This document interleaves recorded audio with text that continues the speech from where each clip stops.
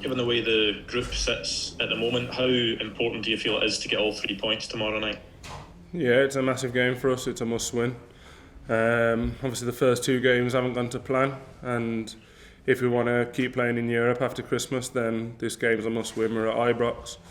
We've already lost one of our home games, so we need to now go on a run in the group, and that starts tomorrow. Morning, Connor. The manager was speaking again about the level that the players found at the weekend. Despite the dropped points, is there an optimistic look back at the number of chances you created against Hearts and the overall performance?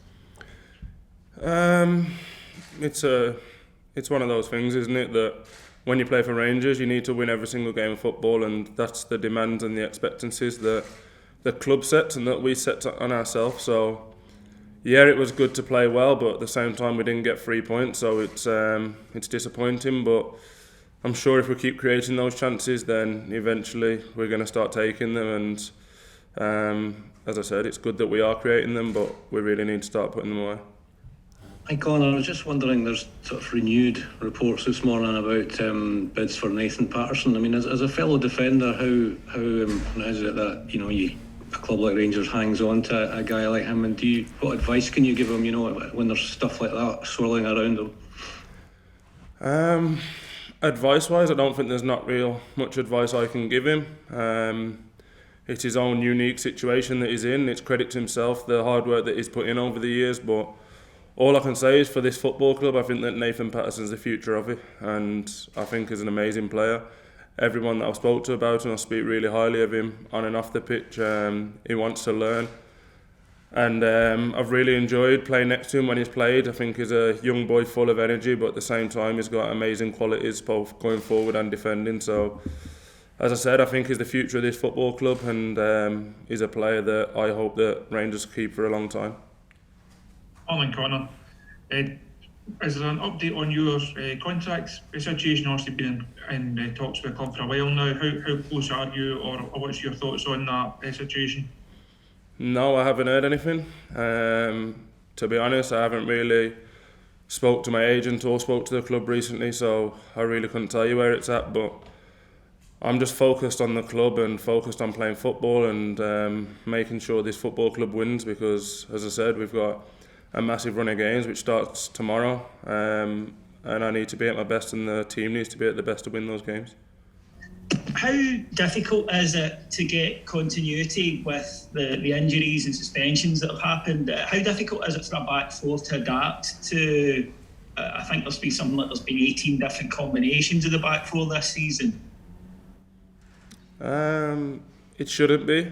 I think obviously you'd love to have a settled team week in, week out, but at the same time we play 60 games in a season, so it's impossible for that to happen.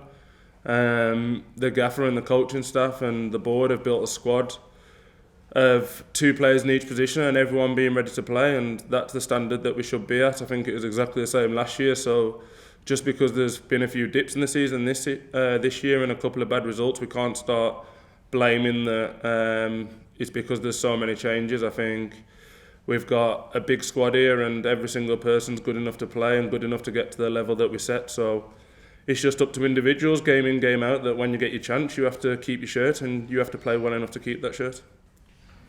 Hi there. The manager spoke earlier about how he's urging, and the club are urging all the players to be double vaccinated. What's your take on it as a player? I don't really think there is a take on it. I think that if the science is there telling players to be double vaccinated and telling the whole public to be double vaccinated, then it's something you should do. But at the same time, you can't pressure individuals into doing it. I think that everyone has their own beliefs, their own religious beliefs, their own personal beliefs and their own unique beliefs. I think there's so many health things with different people, such as obviously, I don't know, heart problems, asthma or whatever a certain individual might have. So I think it'll be unwise to pressure individuals, but if the science is saying that you should be double vaccinated, then I think the majority of players should get it done. Morning, Connor. We touched on it with the manager. You guys are getting to the game tomorrow night without Glenn Kamara. The case was dropped against Sparta Prague earlier this week for a lack of evidence. find that incredible when you could hear the boos ringing around the stadium. What was your take on it all, Connor? Well, I watched it at home, and I was watching it with my wife and my child, and you heard it so early in the game, and it continued throughout the whole game. So the whole lack of evidence is obviously disappointing to hear, but as I've said numerous times, it's not going to change, and there's not much that we can really do anymore to change it. It's going to keep happening. So we just need to try and do as much as we can to try and help educate and try and influence the next generation of people. But as I've said before, I don't think that UEFA are really going to stand up and really help us in that sector. Hi Conor, we touched on Nathan Paterson earlier, but you say you see him as the future of Rangers. How a lot of players would be tempted by the lure of the English Premier League, but how important is it he stays at Rangers, gets games under his belt, and kind of fulfils the immense potential that he's got?